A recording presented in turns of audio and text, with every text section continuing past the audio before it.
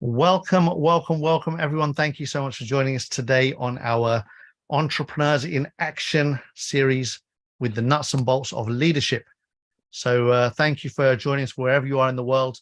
Today, we're going to cover some topics that I hope will help you in your journey as an entrepreneur. What are we going to talk about today? Let's talk about our awareness of others. All right. So let's kind of expand on that, awareness of others, because being in the people business, one of the things that serves leaders well is when you can think not just from your own perspective, but from the perspective of the person that you are reaching out to. All right. So it's a little shift in mindset. So if we think about how we mostly communicate, most human beings, as a general rule of thumb, we are always communicating our point of view. We're always communicating our perspective.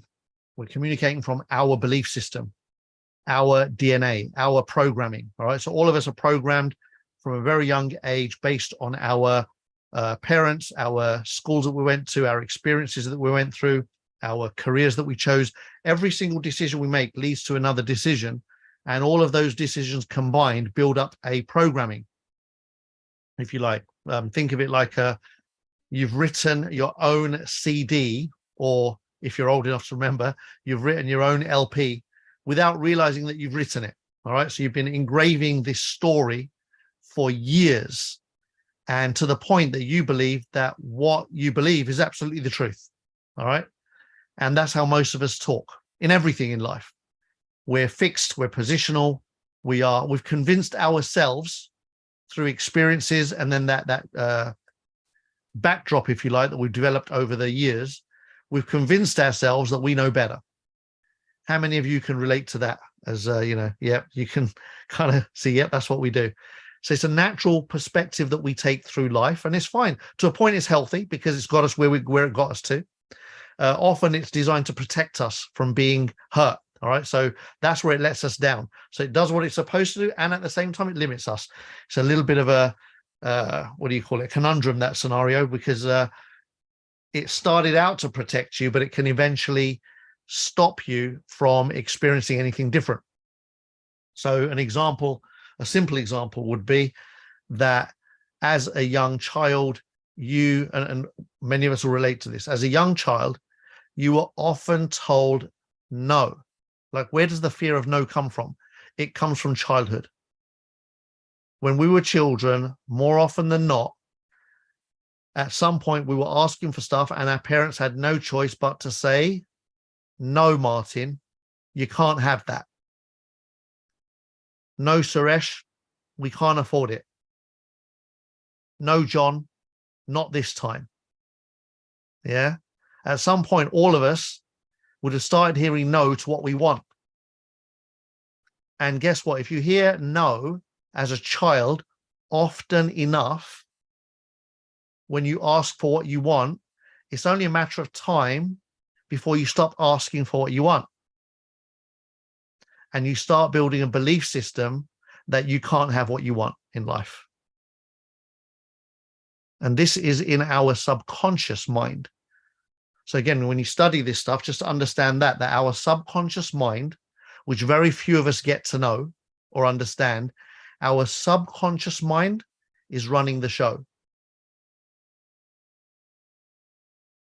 Our subconscious mind, which very few of us actually are aware of or understand or have ever studied. Some of us have, of course.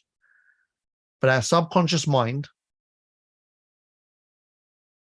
knows everything, contrary to what you may think. So you might think you're very open and you're a yes to life, but if your CD programming that's been written over decades is scared of a no, then you limit what you ask for by default. It's a default position. You've got no choice.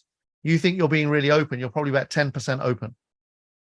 You're about 90% closed without realizing that you're 90% closed, because you don't know what you don't know.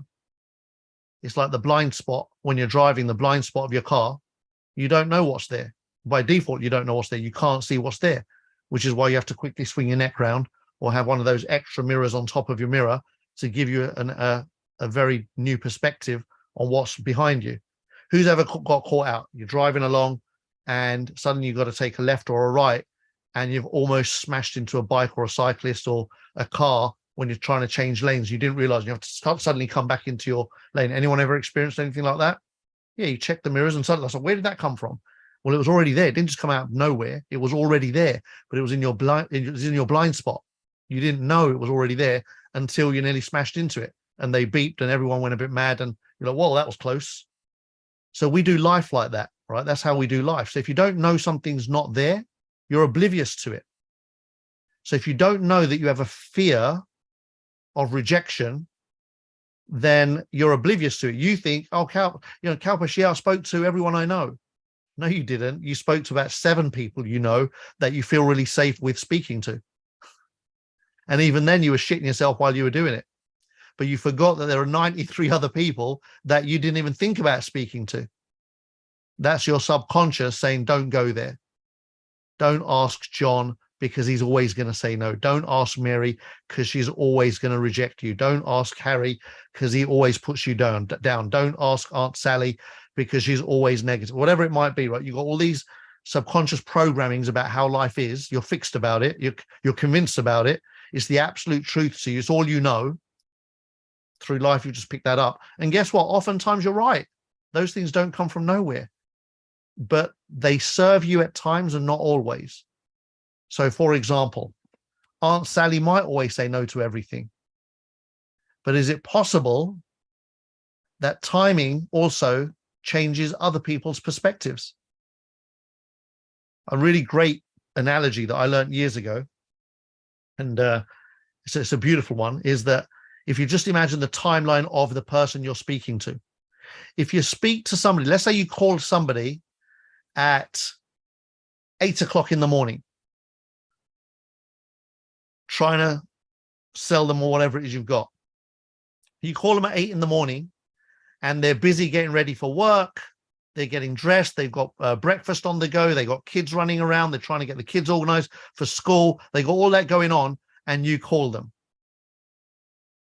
What are the chances that whatever you've got to say, however good it is going to land? Very unlikely, right? Because you haven't got their attention. You haven't got them at the right time. Now, at that point in time, their plates are full. They're hectic. You've called and they've gone, Danielle, I'm really not interested. Look, appreciate the call, but I'm not interested. Boom, they put the phone down. Could it be that it's not that they're not interested, but they're just not interested at that point in time? Right? Now, let's say it's 11 o'clock on the same day. They've got to work, they're settled in, they've had their morning coffee, whatever, they're into their routine. And then they've just had a call from the boss. And the boss says, guess what? You've just won Employee of the Year. We're going to give you a promotion. We've got a pay rise for you. We've got a step up the career ladder for you. You're well on your way to the top. We love you. We appreciate you. We recognize you. And we want you to get closer to the powers that be in this organization. They're on top of the world. And you pick up the call and say, hey, listen, are you open to new opportunities? At that point in time, what's the likelihood that they're so elated with what they've just been, all the accolades and recognition and acknowledgement and appreciation they've been having, what they already do? What are the chances they're going to say yes? Very, very low. Chances are they're going, no, right now, I've got my hands full. I'm climbing the ladder. The career's going awesome. I've got to get even more committed to the job. The bosses love me. I've just been Employee of the Year, given a promotion, pay rise, not interested in additional income opportunities, not interested in taking on more. My plates are already full. Thank you very much. Is it personal? No, but for you, if you've got a subconscious that hates no and is scared of no and always feels rejected, and you're already convinced that Dizzy always says no, chances are you've taken it personally. It's not personal at all. It's where they are from their perspective, then sorry, but bad timing. Now let's say it's 3 o'clock in the afternoon on the same day. Same day, 3 o'clock in the afternoon. And it comes out on the latest news channels. CNN and all the big news channels have said it. Banks are upside down. Your friend happens to work for a bank, by the way. Banks are upside down. Lehman Brothers has just collapsed. Others are wobbly. Everyone's making cutbacks. Everyone's doing U-turns. Everyone's changing their mind. The banking industry is on its knees. Everything's collapsing. And the first ones to go are the ones that are higher up the ladder. The people that are taking the most money are the first ones that are going to be taken out. Do you think your friend's perspective may have changed a little bit from this morning? And all of a sudden, you're saying, hey, listen. Hey, John, listen, just, wanted to catch up with you. Hope all is well. And, I've just come across something really awesome. Is giving people an opportunity to make sure that they've got a nice safety net alongside what they're already doing, to build an income alongside so that you can secure your future. What are the chances that at this point in time, he might be, you know what, flipping hell, thank you. I need a break. I'm sitting there waiting for somebody to knock on my door, or I'm waiting for the phone to ring to tell me that I'm out. That, we're making cutbacks. I know, two of my top bosses are already gone and I'm next in line. I'm just hoping they don't knock on my door next. Can you see? So again, always, it's not what you know and it's not what's important in your world. What's more important than what's important in your world is what's important in their world. Always. Which is why some of you have heard me speak about this before, that instead of just going around pitching straight away, if you take out a little bit of time to find out where somebody's at, part of the rapport building process, part of the getting up to date, part of the finding out what they want, where are they at, what do they want, how can you serve their needs? Just do this. Like, my belief is always, I've got the solution. Can you see? And one of the oldest lessons I ever learned was that all of the wealth in the world is created by solving problems. Isn't that interesting? All of the wealth in the world is created by solving problems. So if you can just become a problem solver, now to become a problem solver is nothing to do with what you've got and everything to do with where they're at. Can you see that? You've got the best thing on the planet, but you catch them at the wrong time, bang, falls on deaf ears. You've got the best thing on the planet, catch them at the right time, bang, seeds are planted, plants are growing, trees are growing, everything's happening perfectly. Same message, same vehicle, same opportunity, same call, but a qualified and an unqualified prospect is all the difference. So you only want to really be in pitching mode when you have a qualified prospect. All right. And there's many ways you can qualify prospects, many, many different ways. Asking great questions leads to great answers. You want to know about somebody and where they're at, ask questions. Get really great at asking great questions. Danielle, the last time we bumped into each other, I remember you were running around with your two little ones in the supermarket. Looked very stressed out. We passed by very quickly. You said that you had a lot on your plate. You're dealing with a lot of stuff. I hope things have calmed down. And what was it that was going on for you at that time? And find out about them. Oh my God, you're never going to believe. I know it's a bit of a rush in the supermarket, but I'm glad you called. Yeah, it was I'm going through a hell of a lot right now. XYZ has happened. This is going on. That's going on. And let them start opening up. Just talk to people. We do this anyway. It's amazing how we already do this, but suddenly when we have a business on our hands, we stop doing this and we start doing something else. I always say it's easiest to build the business when you weave your real life into your business. We kind of become aliens in business. We kind of become uncomfortable in business. You want to integrate it, right? Be at peace and be at one with all of it. So it's not always appropriate to talk about the business to everybody all of the time. And it's absolutely not appropriate to never talk about the business to anybody any of the time. Like when you speak to 7 out of 100 people in your list or in your names, in your contacts, that's not going to ever work. It's never, ever going to work. The goal is always to speak to all 100 of them at the right time. Can you see that? So now you've got what we call a living list. Your list of contacts Treat it as a living list. It's got life in it. And your job is to find out where that life is in its journey. Is it on an up? Is it on a down? Is it somewhere in the middle? Is it open? Is it closed? Is it shut down? Is it, is it in the place to receive? So you've got to become a bit of a detective, if you like, a private investigator for yourself, for your business. All right. So be yourself, be normal, care about where they're at. Can you see how that sews in so nicely? Because when you care about where they're at and you're paying attention, you're listening, and you're listening for the opportunity to solve a problem, it doesn't take long before somebody identifies a problem.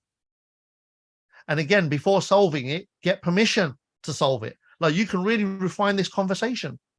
Don't solve problems people don't want you to solve. So getting permission, right?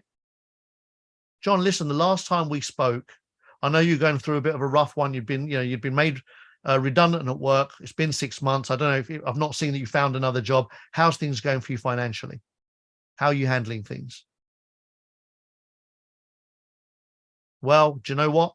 I flipped, I pivoted, I started this online business. I'm crushing it. Oh, wow. Okay, cool. Well done. Or, do you know what? Since I got made redundant, I've spent the money that they gave me. I'm coming to the end of the journey now, and I'm really shit my pants because nobody wants me. Oh, wow. Do you know what? I'm really sorry to hear that. But you know what? I'm glad I called. Why don't we get together for a coffee? Or why don't we make time on a Zoom where I can grab, 35, 40 minutes of your time and see if we can find a way to help you get back on your feet? Can you see? So knowing where people are at gives you an edge in terms of how you can solve a problem, contribute, make a difference. Can you see the backdrop of the conversation? If you're thinking about them first, then how do you think the conversation is going to go when you care?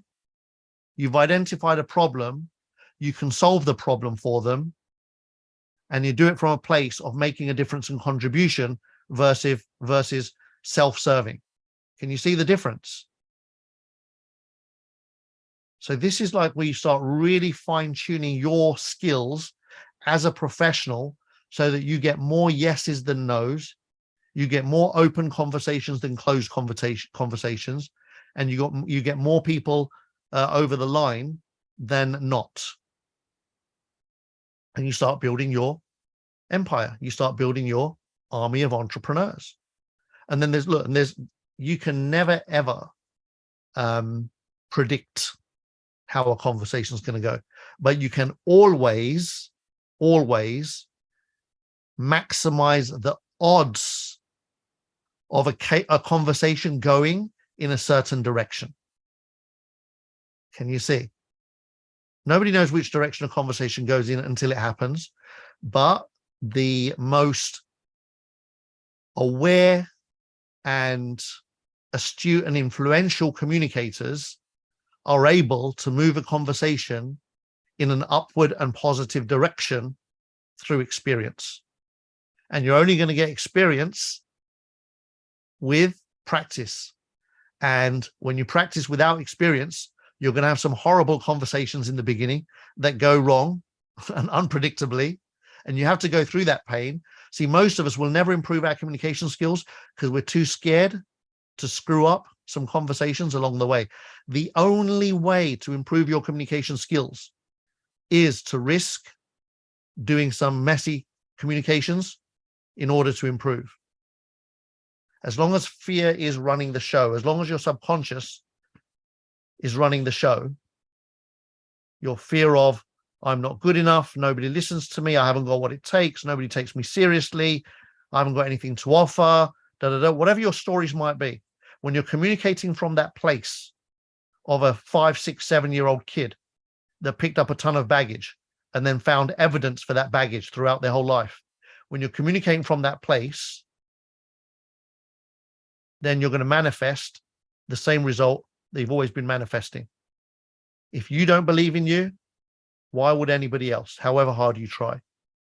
So again, that's why the inner work is so important, right? Get your conversation about yourself Get that organized first.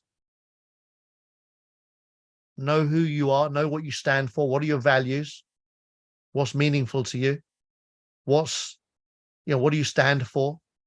Get that stuff organized first. And most people never spend any time on any of this stuff, by the way. And guess what? By default, you become a more attractive human being. When you know who you are and you're clear about your shortcomings, your weak points, how you became the version of you that you are, the areas that need improving. Most people are so one-dimensional. We think we're the perfect product, and we're never the perfect product. We're perfect as we are, but there's always enough room to grow, always, in every conversation, in every interaction, in every scenario. The dynamics are always different, and so there's always a gap between your best version of what you knew and what's possible. There's always a gap, always. It's ever evolving. None of us are always on point in every interaction, ever. None of us. Not even me. Believe it or not. Some of you are going to go, what? Not even you. But like, really, there's never a point where you get everything right. All of us always are going to screw it up. But the more aware you are, the quicker you can clean up the screw ups and the less screw ups you make. That's what happens. The odds of not screwing up start to increase. Versus some people, they're always screwing up every communication, right? Ongoingly. Oftentimes with the same people. Like, how does that work? Like, never improving communication with people that you're communicating with regularly. Some people have a shitty relationship with their boss forever. How does that work? Your boss is the only one that can ever give you a promotion, and you have a shitty relationship with your boss. Congratulations, Sherlock. That's a good strategy, isn't it? Never improve your relationship with your boss, guaranteed never to get a promotion. And then you wonder why other people getting the promotions. Can you see? How many of us do the same with our siblings? We know them so well. I've known them since birth, right? I know who they are. They know who I am. What's the point? And you write them off. There's never any improvement. It's the same old, same old. Congratulations. How's that working out for you? When you never spot the gap between the nonsense that you do by default, your CD, your LP, your predictable, engraved way of being around somebody, versus spotting the gap of improvement. And don't forget, nobody else needs to improve in life apart from you. Your relationship to your siblings or your boss or your partner or whoever, your children, your relationship to everyone around you can only be improved by you, not by them. It's one of the hardest things people struggle to understand. Nobody needs to change but you. Nobody needs to fix anything but you. Now, are there people that could also improve? Of course, obviously. Everyone, the whole human race can improve. But if you're sitting around waiting for somebody else to improve, for your relationship to them to improve, good luck with that strategy. Very rarely does that happen. They're as unaware as you were. They don't have access to nuts and bolts. They don't have access to personal development. They have no clue that there are educational videos and educational books and educational audios available in the world. No clue. The most education most people will ever get is TikTok or Instagram Reels. That's their maximum. One-liners that mean nothing to them because they haven't studied beyond the one-liner that they read. We study this stuff. We put ourselves through the eye of the needle. Why? So that we can show up better. The better you become for you, the better you are by default for the world. How about that? The better you become for you, for yourself, the more you improve you, the more you continually take the layers of the onion off, get to your core, become a better version of yourself every time, in every interaction with every person, including the people that you're most familiar with. More importantly, the most people you're most familiar with. That's where you have to make the most effort. When you show up better for yourself, then you show up better for the world. And that's when people start saying, there's something about you. I don't know what it is, but there's something about you. That's where charisma starts to exist. You get comfortable in your own skin. You know who you are. You're not scared of getting it wrong, and you're committed to always getting it right. Making the improvements, making the adjustments. Be that human being. It doesn't take long before you are attracting great conversations, attracting great communications, attracting elevated experiences. Whether that's succeeding in your relationships, succeeding in your well-being and energy, succeeding in your finances, succeeding in your business, succeeding in making a difference, whatever it is that you're up to, you become attractive to the world. Can you see that? Because most people are not doing the stuff you're doing. That's what makes you attractive. How you show up, and that they can see the difference, that you're showing up better. You're showing up better for yourself.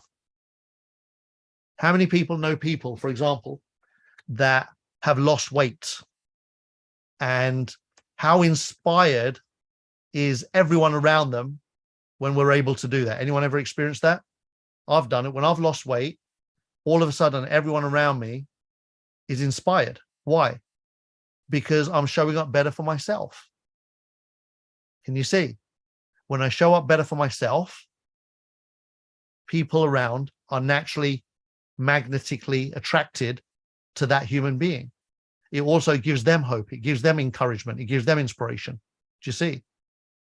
You are proving and demonstrating ongoingly that anything is possible.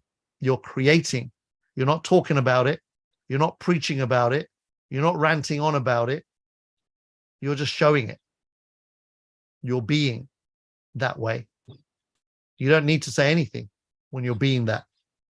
They can see. You just demonstrate it. Demonstrate better. Showing up on time. Showing up a little bit tidier than you were last time. Showing up a little bit cleaner. Little things. It's always little things, little adjustments that you make along the way that over time compound always and give you the edge. So work on yourself, and then be massively aware that others don't have access 99% of the time to the information you have. Become a problem solver, get committed to helping, making a difference and contributing. All right. So I hope that has kind of become something, and I went off in, as always, different bits and pieces coming together.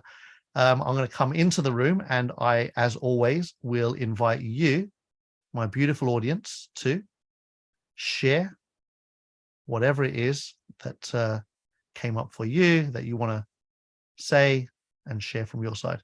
Dizzy, you're up first, buddy. Well, Kalpesh, you have the ability to do it every single time. You hit the nail on the head.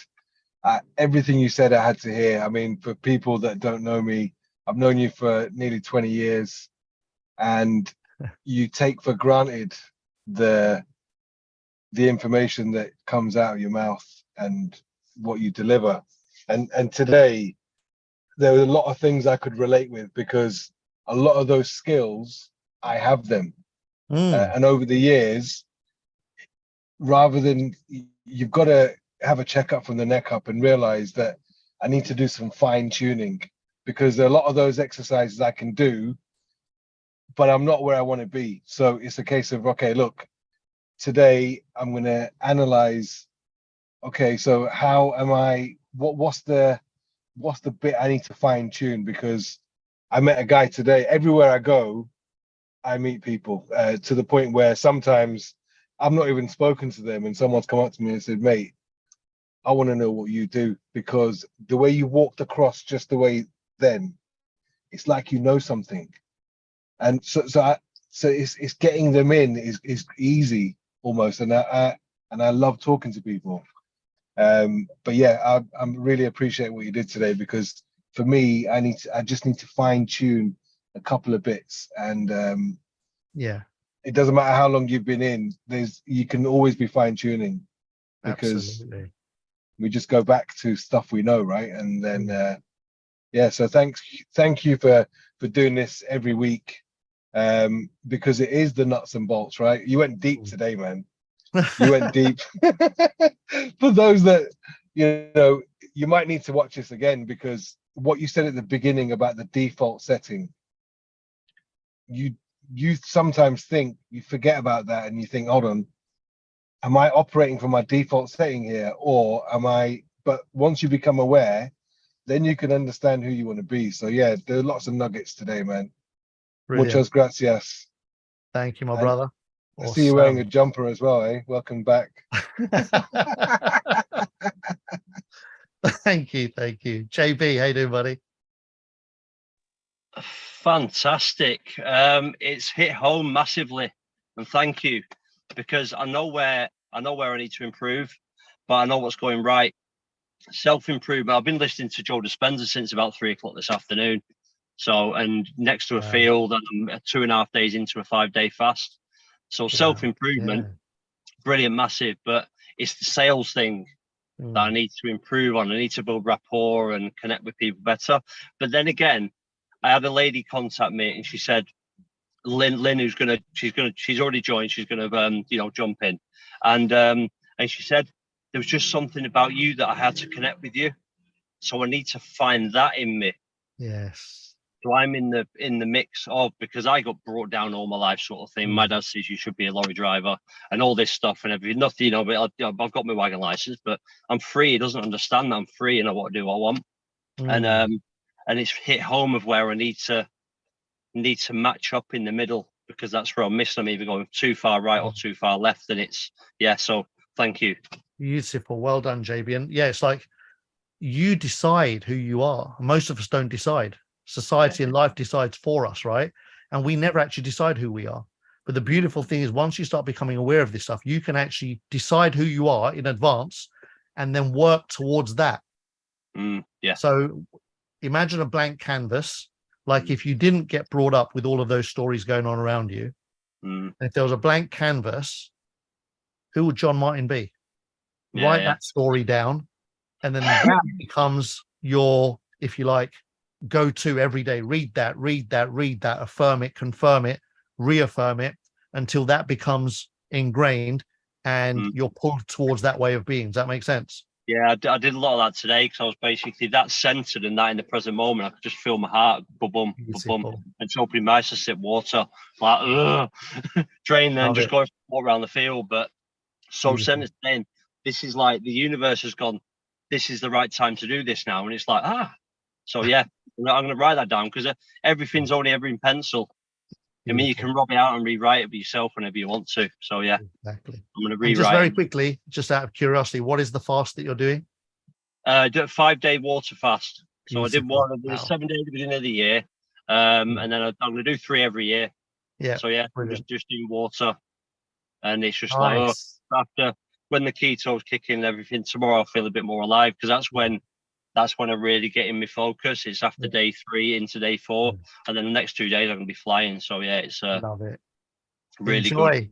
Absolutely beautiful. Love it. It's hard. You have to be present. It's that hard to do it. It's like, well, I'm going to do it. And I'm going to feel brilliant for it in 5 days. Even though, the guy having the pasture that was next to me, next to the train station, when the train was late, up on day 2. First 2 days are the toughest and the roughest for sure. Love it. Thank you. Thanks, buddy. Thank you so much. Beautiful. John, how you doing, bud? Doing fantastic. Karpesh, can you hear me? Yes, we can. Yeah, actually, this was a crazy session this time, because this is so my subject. I could relate with all of it, resonate with all of it. And these are the sort of things that I'm, this particular subject, law of attraction, how the mind works, quantum physics, all that kind of stuff is like well up my street. I'm a big fan of Joe Dispenza. I do many, many other things, but one thing, I had to laugh actually when you talk about the blind spot. I was actually a lorry driver. John mentioned it, but I was actually a lorry driver for more years than I care to mention. And I can remember one day I pulled up to this junction, this great big Arctic. I mean, like this MAN, it's so big. And I pulled up the junction. I looked left, look right, look left again, nothing coming. So I was just slowly pulling out. And then all of a sudden, this motorcycle appeared right in front of me. He was looking at me thinking, what are you doing? I never saw him. Wow. I didn't see him, and I nearly smashed into him. I thought, oh my God. So blind spot, yeah, it does happen, even as a lorry driver. But in terms there was a few things that I took about, from that. Here's some crazy statistics, because I done a foresight recently. I'm the group leader in an online networking group. And they asked me to do a foresight, and I picked the law of attraction, how to explode your results with the law of attraction. And basically, some of the research I was doing here, check this out. I mean, talking about how we're formed and all that kind of stuff. Think about your thoughts. This is our thoughts. 80% of our thoughts, and the statistics are negative, and 95% of our thoughts are the same thoughts as the day before. Wow. Now that's actually a fact. That's not just like made up sort of thing. So when we think about our results, well, sometimes we should stop thinking about what we think we know and start looking at our results, because they don't lie. And if the results aren't where we want them to be, we need to examine where we need to make adjustments. Absolutely beautiful. But when in terms, the other thing as well is timing, because this is just my personal view. I believe that there is, okay, yeah, you phone up at 11 and they're putting the kids to school and all that stuff. That's crap timing. But in terms of like life timing, the time is right for everybody, because the world is in chaos. Yeah. There's so much junk going on. And when people, I'll give an example, right? I had an email issue. I couldn't link it to my Outlook address, my Outlook program. So I phoned up GoDaddy, where I've got the domain, had a conversation. And the girl, she was some lady in the UK working from home, and she was very talkative. And I thought, this is a good opportunity to have a conversation, because I'm at that point now, I will have a conversation with anybody. Brilliant. So I had this conversation. And I said, listen, I'm just curious, is this your like full-time job, or are you doing this part-time? She goes, work from home, blah, blah, blah. And we got into stuff, and we got in this conversation, sent her some information. Love it. So it's just, I mean, I'm talking, out of the people I'm talking to right now, I would comfortably say at least 8 are positive, and most of them want to join. Wow. But we're waiting till the 15th until the new platform comes. So I've got this whole list of people who want to join. Wow. So it's actually just, but just one last thing here. I used to be the guy that would just smash people over the head with the opportunity. And I was like, why am I not getting results? Please, what am I doing wrong? I was doing everything wrong. So I've grown up now, I'm an adult and stuff, and we do things differently. But you see the conversations, I don't mention crypto or anything. And when people say, what do you do? I say, listen, it goes without saying, we live in a crazy world. And, our hard-earned cash, we're wondering what the government are going to spring at the box next. And what do we do with it? I help people create true financial security, giving them peace of mind and giving them options. We all want to pay off the mortgage earlier, buy the new car, go on that vacation. I show people how to do that. And they're like, oh, wow, how does that work? Beautiful. Wow, there's the conversation. A master in the process. I love that. There you go. Thank you for sharing that. Beautifully done. Brilliant. Thank you. Thank you. Thanks, Sean. Ock Woodley, how are you, brother? Yes, I'm all right. Amazing. That's amazing. Today is just like the other days. Yes, we keep we keep learning. Yes.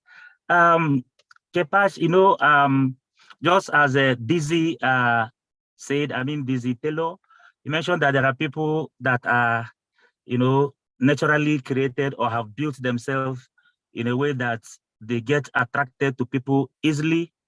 Yes. And, now following up on them would be very, very easy, but not even people like us, we might have a lot of people that, had a contact with. Yes. But my question is, sometimes we decide, oh, today I have to follow up as many of these people as possible. They will be glad that, oh, I called. Wow. And everything that I said would be like an affirmative. But to, put action to it, most times it takes a longer while. So my question is, how often can I do follow up on these people? Because at times, if you follow up the next day, they will feel like, this person called me yesterday, tomorrow is not calling me again, maybe something. Brilliant. I just want to ask, how often can I do this follow-up to be very, very professional? Very and not good. Yes, sir. Really, really great question. So with follow-ups, always ask them. That's the greatest way to know when to follow someone, and ask them. So once you've handed the information over, just, Woodley, listen. Yes, sir. That you've asked for, you've been through this process, you've seen this, check this out. When you're to look at this, let me know. We can go through it together. And how long do you need to go through it? So I always give them a couple of options. I'd rather go through it together with them because I know the chances of them doing something on their own are far, far less than, even if the intention they want to go through it, they're not going to do it. People are just busy and caught up in life. So I'll offer them the opportunity to do it together. So the follow-up becomes part of the information exchange. So I'll say, look, here's the information. How long do you need to go through it? And would you prefer if we did it together? And let them tell you, do you know what? I've got time tomorrow or the day after that. So do it like this. So you're working with them according to their pace. Does that make sense? Yeah. And then there's the other follow-up, which is somebody that disappeared from the conversation chain and they haven't responded a couple of times. Then again, what you want to do is go leave them alone, give them some space, maybe for a week or 10 days, and then message them as a reminder.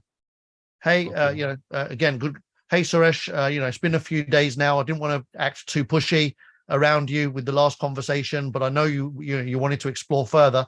Let me know when you're free this weekend. That kind of an approach. Does that make sense?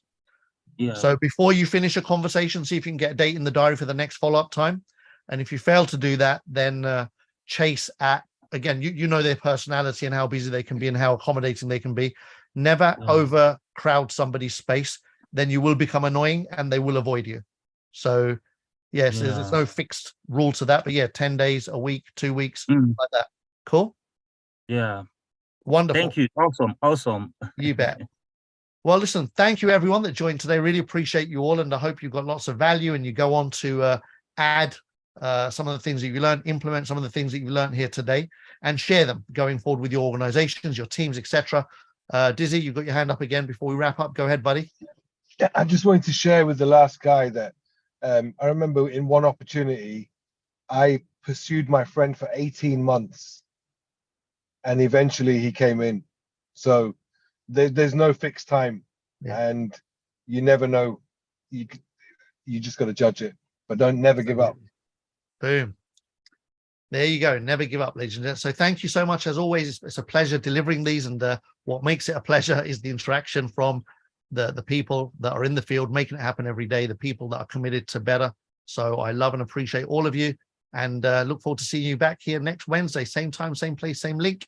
And again, always remember to share and spread the love and bring your entrepreneurial friends on the journey with you. Thank you so much. Ciao for now. Bye-bye.